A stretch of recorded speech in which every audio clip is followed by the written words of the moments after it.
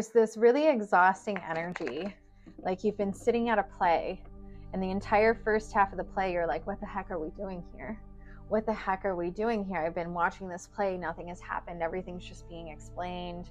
And it's almost like this energy of agitation, feeling extremely agitated because you're like, can we just get on with the show? And all of a sudden you're in the middle of admission and you're like, maybe I should just get a snack. Maybe I should get a beverage. Maybe I should get myself something to feel comfort and joy, to feel a little bit more comfortable right now, in between this energy shift, in between this anxiety shift that's happening.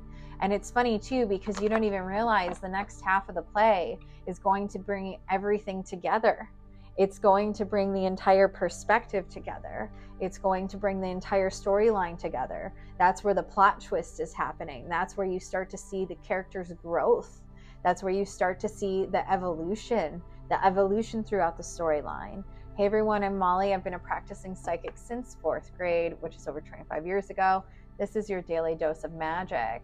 And so really, truly, truly sitting in your own energy right now, there's a lot of energy of just contemplation.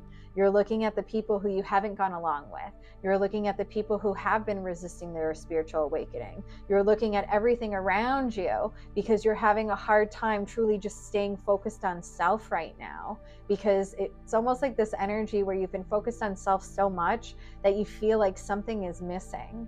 You feel like something is missing, but that's the thing, nothing is missing. You're just still in this energy of needing to really hone in on the trust, needing to really hone in on the ebbs and flows for yourself to allow to see.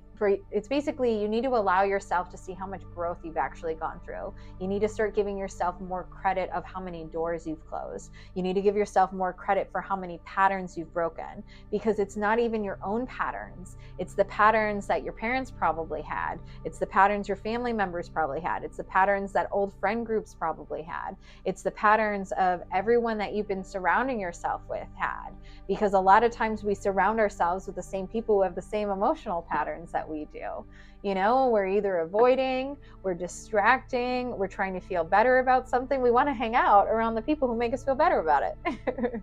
And now there's this energy where it's like, we are the people making ourselves feel better about it. We're the ones sitting with it. We're the ones going deeper within on ourselves to really truly understand ourselves. It's not about other people. But I will say there's a lot of spiritual people, a lot of people who feel energy, who go through this energy of self-diagnosing. They look at all the people around them, but really what they're doing is they're self-diagnosing themselves. They're asking everyone else all these questions instead of asking themselves questions, because they want to know how other people would respond, how other people would react in different situations. You know, like they're feeling down upon themselves, so they're trying to uplift other people. That's a really big thing that happens with empathic people. They feel other people's energy. They relate it to how they feel uncomfortable in something, so they try to push the other person to grow. But it's really a level of emotional intelligence when they take a moment to recognize, oh, I've already pushed myself through this pattern. I'm not here to push that person through that pattern, but I'm here maybe to offer them a level of comfort, because I remember when I was at that level of my learning, I was at that level of my evolution. I was at the level of understanding whatever the emotion was that person's understanding. That's where the real growth comes from. Once you're able to recognize, wow, I went through this part of my journey and I learned a lot about myself in this moment. And now I can see that person going through something similar. So I want to offer them comfort because I understand how it feels when no one offered me comfort. That's a different level of compassion. That's taking the pain that you've gone through and trying to make it easier for other people who are learning a similar lesson, because you don't want it to be as difficult for them as it was for you. That's the domino effect. You have compassion for them because you know what it feels like when other people didn't have compassion for you, including yourself. You had to learn how to have compassion for yourself as well. Standing up to people who are narcissistic, standing up to people who are resisting change. A lot of this comes from weak ego. A lot of this comes from abandonment wounds. A lot of people have to outgrow old relationships with family and friends that they've known forever, because a lot of it is codependent. It's codependent because usually both sides are healing through something, so they're codependent upon each other while they're healing through whatever they're healing through. This is usually weak ego healing, people who felt abandoned, people who felt like they never really fit in, people who are missing the idea that if they actually open up vulnerability wise, they're going to be able to connect to people on a deeper level. They want love, but they don't know how to ask for it. That's really what this card is. You know, they'll throw the temper tantrum because they want to be loved, but they don't even know how to love themselves. And it's a lot of pain that sits in that energy. It's a lot of pain. It's not fun to sit with it. Ooh, honestly, even just as like a psychic, the other day I was trying to give myself credit. I was like, dude, I did not realize as a psychic, like how much we had to learn how to hold energy, how much energy we had to learn to hold. But that's really what evolution is. Going internally, working on yourself, you start to understand your different levels of pain, which is then why you can offer a safe space for other people moving through pain. And you can't fully be 100%. You can still be mad at people, like humanly. I'm so mad at that person mistreated me. But when you have a deep enough level of understanding, it becomes a little bit of sorrow. That person hurt me because they're so unhealed. They're so unhealed, and I feel bad for them. But at the same time, I had to learn. Therefore, they have the capability of learning. It's about understanding that everyone has the capability of learning. It's a lot of anxiety.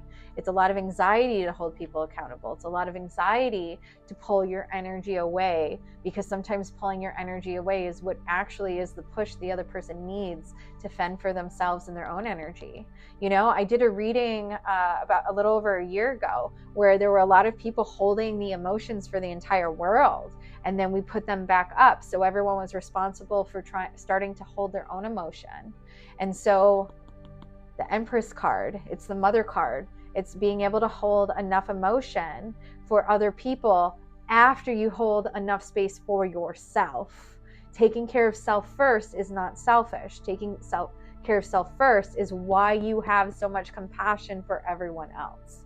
If you do not have compassion for yourself, you cannot have compassion for other people.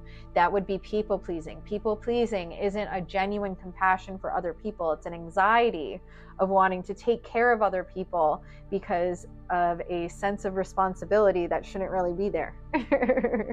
This is Moxie, everyone. This is Moxie, everyone. So it takes a lot of strength to go inwardly to hold compassion for self, you know?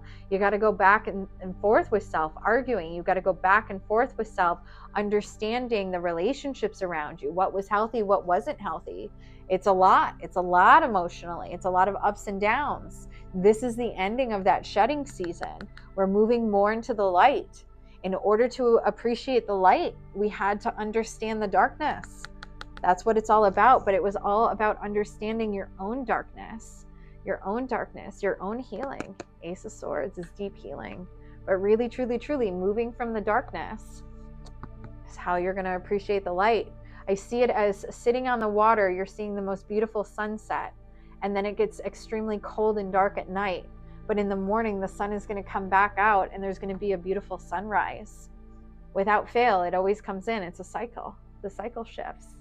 You should be very, very proud of yourself for how inwardly you went, because that's what's going to be the momentum for you in the new year. I love you, friends. Keep going.